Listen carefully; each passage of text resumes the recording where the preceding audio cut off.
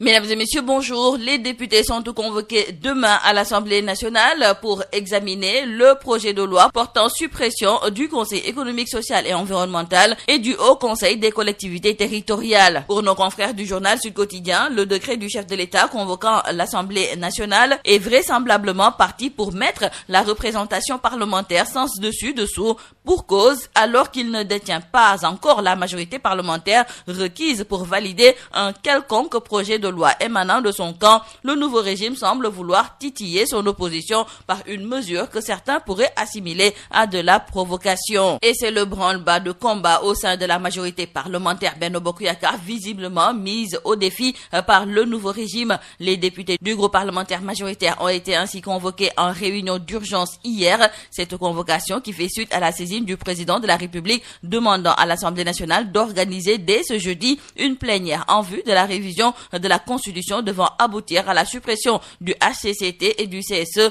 a poussé Abdou Mbow, le président du groupe parlementaire Benno Bokk Yakaar, à solliciter, compte tenu de l'importance de l'ordre du jour, la présence obligatoire de tous les députés membres, histoire de structurer la position du groupe majoritaire sur cette volonté affichée par le régime de Diomaye de mettre fin au CSE et au HCCT via l'Assemblée nationale. Maintenant, avec cette convocation de l'Assemblée nationale pour la suppression de ces deux institutions, est-ce de la provocation ou simplement un subterfuge pour dissoudre l'Assemblée nationale? En tout cas, pour nos confrères du journal Le Sud Quotidien, la majorité parlementaire Benno Bokk Yakaar se trouve dans une situation difficile. Cette convocation d'une session extraordinaire de l'Assemblée demain par le président concernant la procédure, nos confrères du journal Le Quotidien nous relaient les avis de Moustapha Diakhaté et de Aliou Souaré. Pour Aliou Souaré, l'Assemblée nationale peut se réunir en session extraordinaire sur un ordre du jour déterminé par le président de la République, mais celui-ci n'a aucune prérogative de lui fixer une date, sauf si c'est le cas pour la tenue de la première session d'une législature nouvellement élue.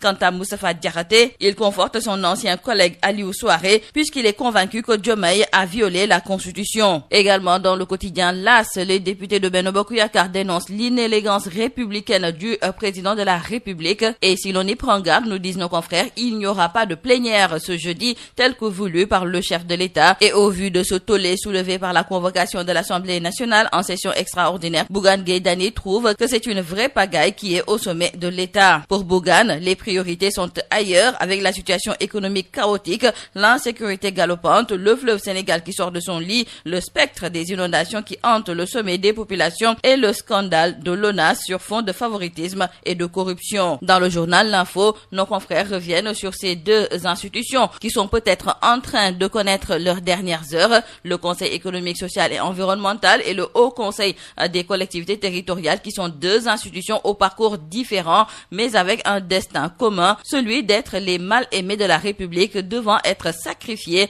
à l'autel de la rationalisation des dépenses de l'État. Un conseil interministériel présidé par le Premier ministre Ousmane Sonko s'est tenu hier sur la gestion de l'eau potable au Sénégal. Selon nos confrères du quotidien Le Soleil qui nous en parle, face aux difficultés d'approvisionnement en eau potable dans certaines localités, le gouvernement s'engage à mettre en œuvre des mesures concrètes pour garantir un accès équitable à cette ressource essentielle. Ainsi donc, 30 mesures ont été prises pour répondre aux défis du secteur et les besoins en financement sont estimés à 1627 milliards de francs CFA. L'État du Sénégal s'engage également à sauver la compagnie aérienne Air Sénégal SA, et c'est le ministre de tutelle El Hadj Malick Ndiaye qui l'a fait savoir. Selon lui, l'État va tout faire pour sauver Air Sénégal et redynamiser la compagnie afin de développer ce qu'on appelle la stratégie du holding. Et nous terminons par cette affaire du double assassinat à Pikine Technopole. Nos confrères du quotidien Le Témoin nous expliquent aujourd'hui comment